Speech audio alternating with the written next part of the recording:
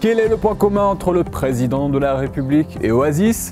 Eh bien c'est ce que nous allons voir dans cette nouvelle vidéo puisque je vais vous expliquer comment détourner les médias pour mettre en avant votre business grâce au newsjacking. Alexandre, qu'est-ce que le newsjacking? Tu te mets à parler japonais, qu'est-ce que ça veut dire? Alors je vous rassure les amis, le newsjacking c'est un concept qui a été théorisé par David Meerman Scott dans son livre qui s'appelle Newsjacking. Et dans son livre, il nous explique que le newsjacking c'est l'art et la science de détourner les médias pour mettre en avant votre business ou votre communauté. En clair, c'est lorsqu'il y a une actualité qui vient de tomber, qui est chaude, et bien c'est de donner votre point de vue avec une punchline, avec une image, avec un récit, avec une vidéo et de vous mettre en avant et de vous positionner sur cette actualité. Et du coup, vous allez récupérer la visibilité de ce buzz parce que vous allez exprimer un point de vue qui est nouveau, qui est novateur, où vous surfez sur cette actualité. Et ça, c'est une technique de médiatisation extrêmement puissante puisque des marques comme Oasis et Sixt l'utilisent. Et je vous parlais du président de la République. Souvenez-vous, lorsque notre président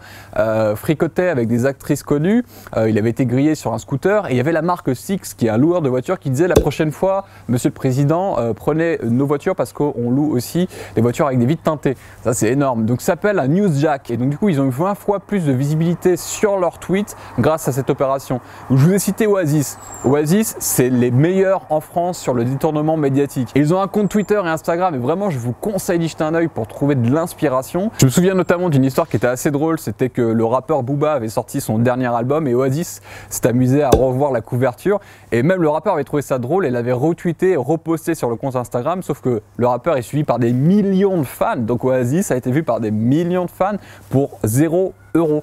Donc imaginez ce que Oasis aurait dû payer, investir pour obtenir la même visibilité en payant le rappeur pour une campagne classique. Donc le newsjacking c'est extrêmement puissant, c'est très peu utilisé et vous aussi vous pouvez l'utiliser parce que ça va demander simplement de faire appel à votre créativité et à votre faculté à répondre et à rebondir en temps réel sur l'actualité. Et pour ce faire les amis, je vous donne 4 étapes à respecter pour détourner l'actualité comme il se doit. Le premier point c'est donc d'agir en temps réel et pour ce faire je vous propose d'utiliser l'outil Google Alerts et de surveiller votre marché, des personnalités, des choses où vous pourriez intervenir et qui sont liées à votre marché. Donc Google Alerts permet de faire ça et lorsqu'il y a une actualité chaude qui tombe et que vous pensez pouvoir détourner, c'est l'outil qu'il vous faut parce que vous recevez immédiatement une notification par email lorsqu'il se passe quelque chose sur le secteur ou une personnalité que vous suivez. Le deuxième point pour newsjacker en toute efficacité, c'est pas de récupération morbide. Tout ce qui touche aux catastrophes naturelles, aux guerres et aux événements qui sont tristes, c'est même pas la peine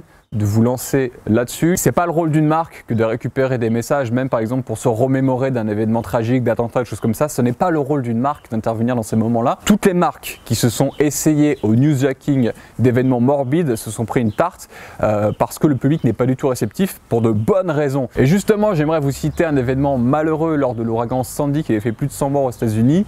La marque Gap avait tenté un tweet un peu histoire de récupérer en disant bon, on espère que vous allez bien, nous on va faire du shopping sur Gap toute la journée.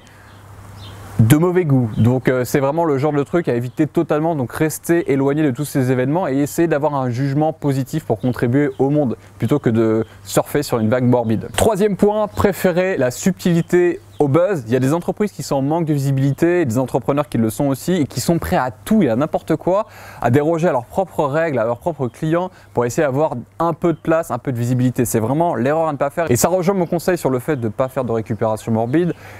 Ok, il faut agir en temps réel, c'est le but du newsjacking, c'est d'agir en temps réel quand la news tombe. Vous devez, au bout de quelques minutes ou de quelques heures, sortir un newsjack. Si vous prenez 3, 4, 5 jours, c'est trop tard. Mais ne le faites pas à tout prix. N'allez pas à l'encontre de vos valeurs, n'allez pas à l'encontre de votre clientèle, n'allez pas à l'encontre de ce que vous faites pour essayer d'obtenir de la visibilité. C'est le meilleur moyen pour se prendre les pieds dans le tapis et se décrédibiliser à long terme. Donc ne sacrifiez surtout pas votre long terme pour un mauvais coup à court terme. Quatrième point, restez toujours en veille avec les outils que je vous ai conseillés et utilisez votre bon jugement pour sauter sur une info qui pourrait vous être utile et également être capable de refuser une opportunité qui pourrait être un peu trop dangereuse, un peu trop touchy pour votre communication. Et je vous propose maintenant d'aller plus loin. Si vous aimez ce concept de newsjacking et que vous voulez obtenir de la visibilité dans les médias grand public à grande échelle pour 0 €, alors téléchargez ma fiche pratique en cliquant sur le lien au-dessus de cette vidéo en description. Vous rentrez votre prénom, votre adresse email et je vous l'envoie immédiatement dans votre boîte email. Un peu d'amour les amis, ça ne fait jamais de mal. Alors likez cette vidéo,